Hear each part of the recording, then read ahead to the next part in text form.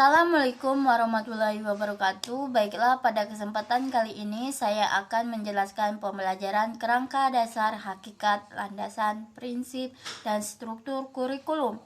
Yang terhormat Bapak Tio Gusti Satria, Master Pendidikan selaku dosen pembimbing mata kuliah telaah kurikulum. Perkenalkan, nama saya Dina Lorenza dengan NPM 5019142. Yang pertama, pengertian kerangka dasar. Kerangka dasar adalah pedoman yang digunakan untuk mengembangkan dokumen kurikulum, implementasi kurikulum, dan evaluasi kurikulum. Kerangka dasar juga digunakan sebagai pedoman untuk mengembangkan kurikulum tingkat nasional, daerah, dan KTSP. Kerangka dasar kurikulum digunakan untuk acuan dalam pengembangan struktur kurikulum tingkat nasional, acuan dalam pengembangan muatan lokal pada tingkat daerah, dan pedoman dalam pengembangan kurikulum tingkat satuan pendidikan. Landasan kurikulum 2013 dan KTSP.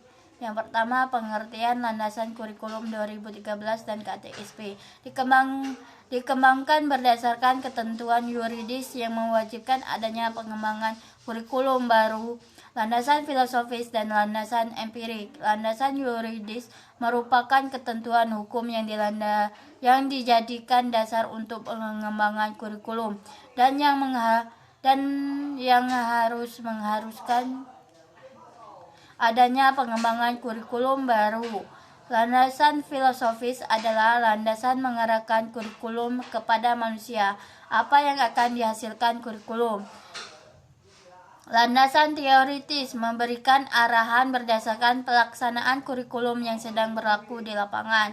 Yang ketiga, pengertian hakikat kurikulum dan KTSP. Hakikat kurikulum adalah acuan sebuah lembaga untuk membentuk citra dan aturan sekolah untuk mewujudkan cita-cita dan tujuan yang telah dirancang pada dasarnya. Sebuah kurikulum dibentuk dan dirancang agar mampu mewujudkan anak didik yang memuat semua aspek, baik aspek kognitif, afektif, maupun psikomotorik. Yang keempat, pengertian pengembangan kurikulum K13 dan KTSP yang terbagi menjadi beberapa bagian. Pengembangan kurikulum dilakukan mengacu pada standar nasional pendidikan untuk mewujudkan tujuan pendidikan nasional. Yang kedua, kurikulum pada semua jenjang dan jenis pendidikan dikembangkan dengan prinsip diverifikasi sesuai dengan satuan pendidikan, potensi daerah, dan peserta didik. Yang ketiga, mata pelajaran merupakan wahana untuk mewujudkan ketercapaian kompetensi. Yang keempat, standar kompetensi lulusan dijabarkan dari tujuan pendidikan nasional dan kebutuhan masyarakat, negara, serta perkembangan global. Yang kelima, standar isi dijabarkan dari standar kompetensi kelulusan. Yang kelima, struktur kurikulum K13 dan KTSP. Struktur kurikulum merupakan pola dan susunan mata pelajaran yang harus ditempuh oleh peserta didik dan kegiatan pembelajaran.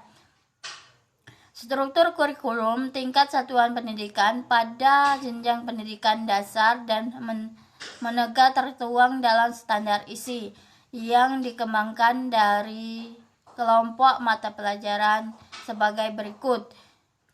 Yang pertama, kelompok pelajaran agama dan akhlak mulia. Yang kedua, kelompok mata pelajaran kewarganegaraan dan kepribadian. Yang keempat, kelompok mata pelajaran ilmu pengetahuan dan teknologi.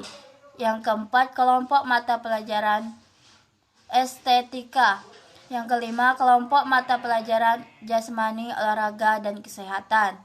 Kelompok mata pelajaran tersebut dilaksanakan melalui muatan dan kegiatan pembelajaran sebagai diuraikan dalam PPNO.